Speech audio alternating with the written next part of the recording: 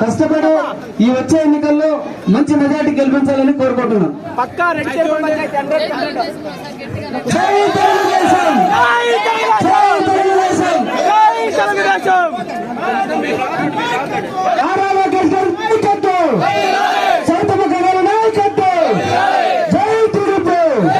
వడ్డేపల్లి ప్రజలకు, చెరుపల్లి గ్రామ పంచాయతీ ప్రజలందరికీ మనం ఎప్పుడు రుణపడి ఉంటాం.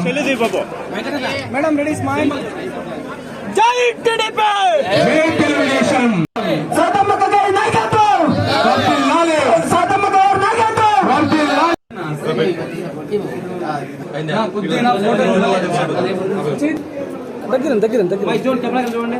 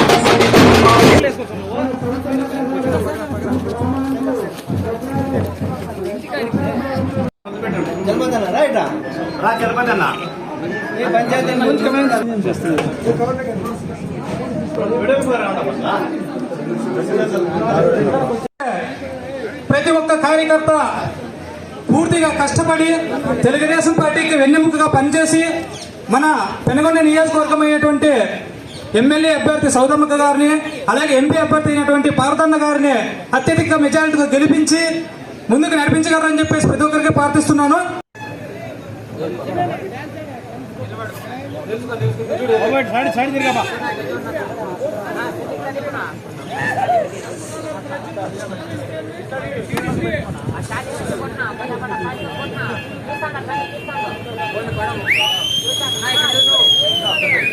తెలుగుదేశం ప్రభుత్వంలో ఏ విధంగా అయితే అభివృద్ధి చేశామో ప్రతిపక్షంలో కూడా అలాగే పోరాటం కూడా చేశాం.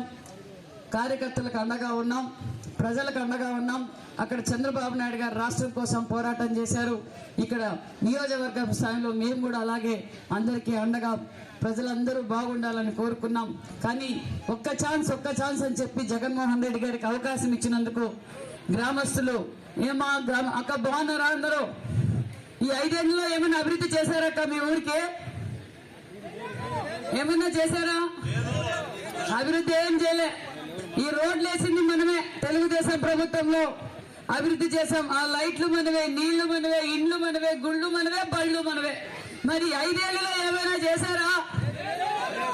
గతంలో ఎంపీగా నెమ్మల కిష్టప్ప గారు, ఒక పక్క పార్థసారథి గారు డెవలప్ చేసిందే తప్ప ఈ 5 సంవత్సరాల్లో ఒక సిమెంట్ బస్తా, సిమెంట్ కూడా వేయలేని పరిస్థితి వైసీపీ ప్రభుత్వంది. ఒక్క అవకాశం ఇచ్చారు, రాష్ట్రం నాశనం అయిపోయింది. మీకు కనిపించే అభివృద్ధి చంద్రబాబు నాయుడు గారు చేశారు. మీ గ్రామాల్లో అభివృద్ధి చేసింది తెలుగుదేశం పార్టీ. బెల్ కంపెనీ తెచ్చింది తెలుగుదేశం పార్టీ. కియా ఫ్యాక్టరీ తీసుకొచ్చింది చంద్రబాబు.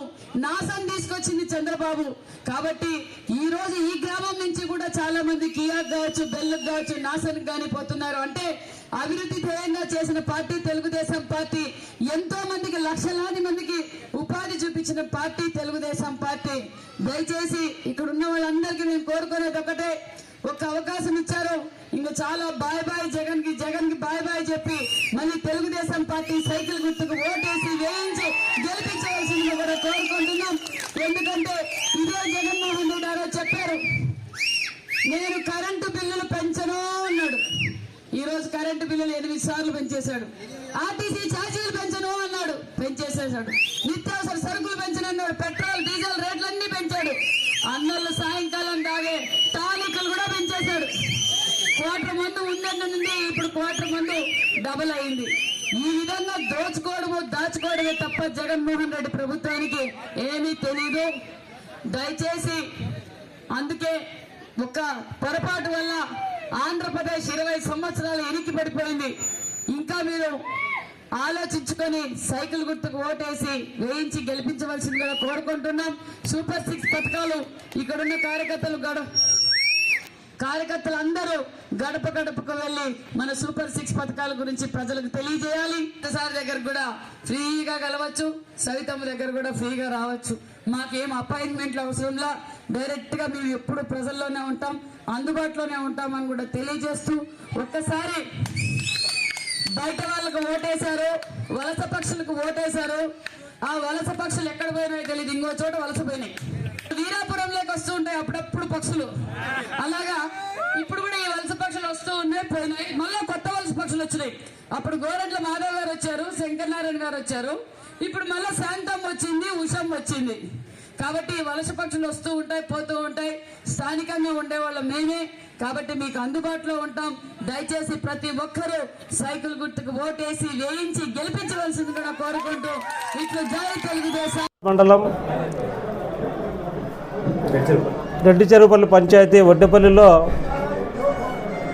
ఒడ్డర్ సాధికార సమితి ద్వారా మన తెలుగుదేశం పార్టీ, బీజేపీ, జనసేన ఉమ్మడి అభ్యర్థి అయినటువంటి మన సవితమ్మ ఆధ్వర్యంలో మాజీ సర్పంచ్ నిడివాడప్ప, ఆయనతో పాటు ఈ ఊర్లో ఉన్నటువంటి అన్ని కుటుంబాలు వైసీపీని వీడి తెలుగుదేశం పార్టీలో చేరడం జరిగింది. రాష్ట్ర వ్యాప్తంగా ఒడ్డర్ సాధికార సమితి ఆధ్వర్యంలో అనేక మంది అనేక నియోజకవర్గాల నుండి ఫోన్ చేసి ఒడ్డర్లతో తెలుగుదేశం పార్టీలోకి చేరుతామని చెప్పి పిలుపునివ్వడం జరిగింది. దాంట్లో భాగంగా రాష్ట్ర ఒడ్డర్ సాధికార సమితి ఆధ్వర్యంలో గుంటూరు జిల్లాలో, పల్నాడు జిల్లాలో, చిత్తూరు జిల్లాలో ఎంతోమందిని తెలుగుదేశం పార్టీలోకి జాయిన్ చేసుకోవడం జరిగింది. దీనికి ముఖ్య కారణం ఏమంటే తెలుగుదేశం పార్టీ బీసీ డిక్లరేషన్లో ఒడ్డర్లకు ఎస్టీ జాబితాలో చేరుస్తామని చెప్పి ముఖ్యంగా నారా చంద్రబాబు నాయుడు గారు, పవన్ కళ్యాణ్ గారు చెప్పడం జరిగింది. అలాగే వెనకబడినటువంటి ఒడ్డర్లు చాలా కష్టంతో కూడుకున్న పనులు చేస్తున్నారు కాబట్టి 50 సంవత్సరాలకే వాళ్ళకు పింఛన్ సౌకర్యం కల్పిస్తామని చెప్పడం జరిగింది. అలాగే కొండగుట్టల్లో, క్వారీల్లో 30% రిజర్వేషన్ ఇచ్చి ఒడ్డర్లకు ఖచ్చితంగా ఆదుకుంటామో ఆర్థికంగా అని చెప్పి తెలియజేయడం జరిగింది. అలాగే ప్రమాదవశాత్తు మా ఒడ్డరు కులస్తులు ఎక్కువగా కొండల్లోనూ, గుట్టల్లోనూ రాళ్ళు కొట్టే పనులు, ప్లాస్టిక్ పనుల్లో ఎక్కువ ఉన్నారు కాబట్టి, భవన నిర్మాణ రంగంలో ఎక్కువ ఉన్నారు కాబట్టి వాళ్ళు ప్రమాదవశాత్తు చనిపోతే ఈ 5 సంవత్సరాల్లో 1 లక్ష రూపాయలు కూడా ఒడ్డరు సోదరులకు కానీ అలా ప్రమాదంలో చనిపోయిన వారు కానీ కేటాయించలేదు ఈ దుర్మార్గమైన వైసీపీ ప్రభుత్వం.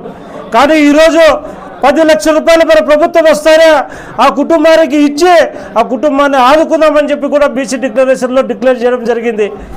అదేవిధంగా మేమంతా దేవుడిగా పూజించే ఒడ్డ ఓబన్న జయంతిని ప్రతి సంవత్సరము ప్రభుత్వం తరపునే ఆ కార్యక్రమం చేస్తామని చెప్పి కూడా తెలియజేయండి. అదేవిధంగా మేనిఫెస్టోలో ₹1 కోటి ఈఎండి లేకోకుండా వర్కులు కేటాయిస్తాం మున్సిపాలిటీలో అని చెప్పడం కూడా జరిగింది. ఇవన్నీ ఎప్పుడైతే ఒడ్డరు కులస్తులు ఇవన్నీ నమ్మినారో ఆ రోజు అందరూ తెలుగుదేశం పార్టీలోకి వలసలు చేరుతున్నారు. రాష్ట్ర వ్యాప్తంగా ఒడ్డర్లంతా తెలుగుదేశం పార్టీకి అండగా దండగా ఉంటామని చెప్తున్నారు. రానున్న రోజుల్లో తెలుగుదేశం ప్రభుత్వం అధికారంలోకి రావడానికి కీలక భూమిక ఈ ఒడ్డరు సోదరులు, ఒడ్డరు కుటుంబాలు పోషిస్తాయని చెప్పి కూడా తెలియజేస్తున్నాం. ఇదే పెనుగొండ నియోజకవర్గంలో 20,000 పైచులకు ఒడ్డర్లు ఉన్నారు. 80% ఒడ్డర్లు తెలుగుదేశం పార్టీకి, సవితమ్మక్కకు అండగా దండగా ఉండి అక్కడ అత్యధిక మెజార్టీతో గెలిపిస్తామని చెప్పి కూడా అందరూ వచ్చి అక్కకు నీరాజనాలు పలుకుతున్నారు. అక్క కూడా అందరికీ ఒడ్డరు సోదరులను అలాగే గౌరవిస్తుంది, కుటుంబ సభ్యులు మాత్రం చూస్తుంది. కాబట్టి అక్కకు కూడా అంతే ప్రేమాభిమానాలతో ఒడ్డరు సోదరులు, ఒడ్డరు కుటుంబ సభ్యులందరూ ఆదరిస్తారని చెప్పి కూడా తెలియజేసుకుంటూ ఈ అవకాశం ఇచ్చిన మీడియా మిత్రులందరికీ పేరు పేరున ధన్యవాదాలు, కృతజ్ఞతలు. జై తెలుగుదేశం, జై నారా చంద్రబాబు నాయుడు, జై ఒడ్డ ఓపన్న.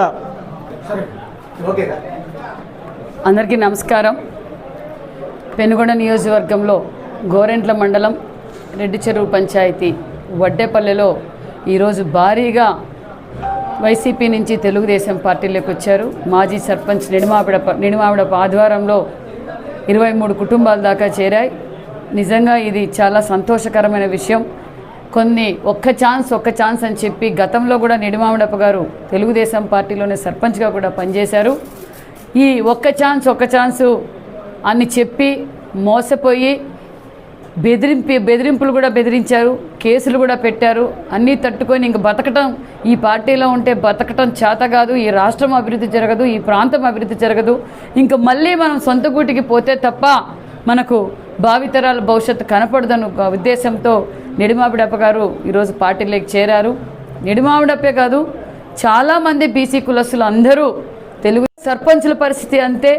ఆయన బీసీ కులాలకు ఇచ్చినట్లే ఇచ్చాడే తప్ప వాళ్ళని ఆర్థికంగా గౌరవంగా చూసుకోకుండా వాళ్ళు ఈరోజు ఏ ఫ్యాన్కి అయితే పనిచేశారో ఆ ఫ్యాన్కి ఉరేసుకునే పరిస్థితి ఈరోజు బీసీలను తీసుకొచ్చారు.